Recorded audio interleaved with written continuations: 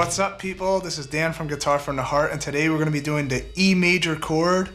We've been doing a lot of the different open position chords, and I'm going to do the E major open today, but I'm going to also do a few other positions. And then in the end of the video, we're going to be looking at the theory of like what makes it a major chord and how to find different ones around the neck. So without further ado, whatever you call it, we're gonna go straight in. Let's do the open position E major. Let me show you where you actually have to put your fingers to make this chord.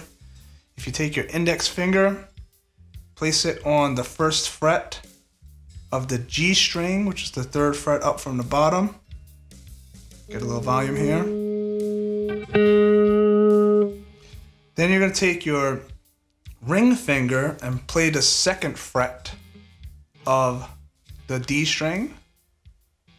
And then the middle finger comes and plays the second fret of the A string. And we're gonna actually strum all 6 strings when we're playing this chord.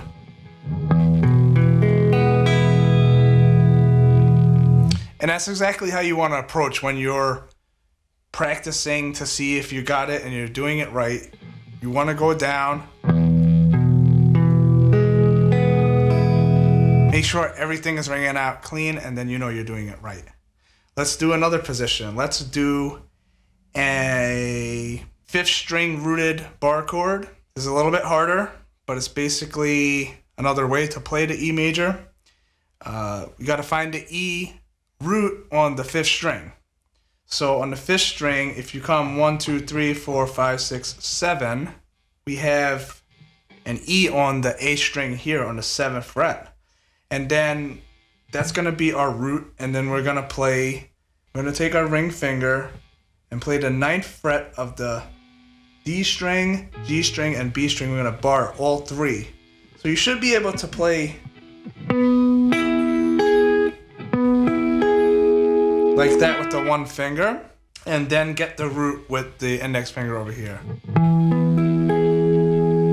And that's what we refer to as a string or 5th string rooted bar chord. Because our root is an E, this is also an E major. All right, let's see if we can find a couple more E majors. Where's E on the 4th string? Well, we have one right here on the 2nd fret, right, of the D string.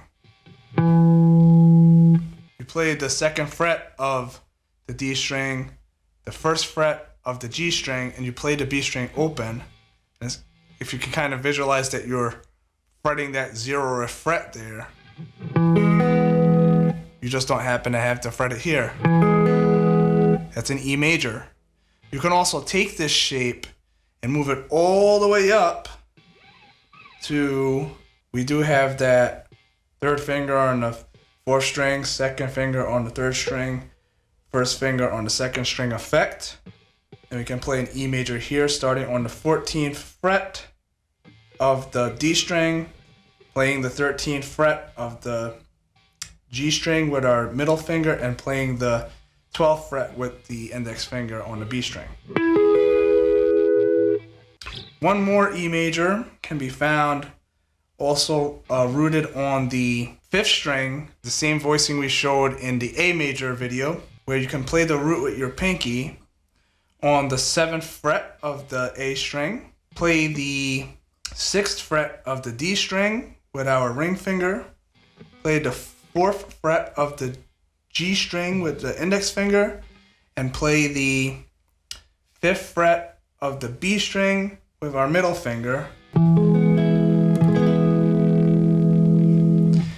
Alright, so for the E major on the 6th string root bar chord, we bar across the whole 12th fret because our root is on the 12th fret. Then we're gonna play, and when you're practicing this bar chord, I would suggest you practice these fingerings like so. Middle finger on the 13th fret of the G string, and then at the same time, place down the pinky and the ring finger on the 14th frets of the D string and the A string respectively, And then the bar goes across the whole 12th fret. Practicing to see if we got a good, clean, fretted chord. One string at a time, going down, you play all 6 strings. Oh, that wasn't so clean, right?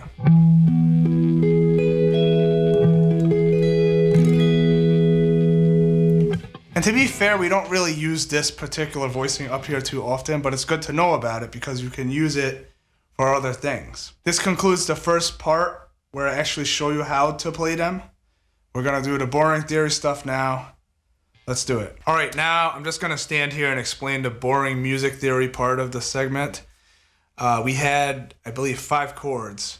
So remember the rules for whenever we're doing a major chord, we have to reference the major scale. We're gonna be using the 1, the 3, and the 5 from the key of E major.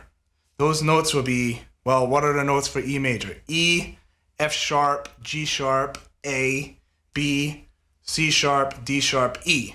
Those are the notes for this E major scale. So every E major chord is gonna always have E, G sharp, and B. We're allowed to repeat some of those notes. So long as we have them, it's an E major chord.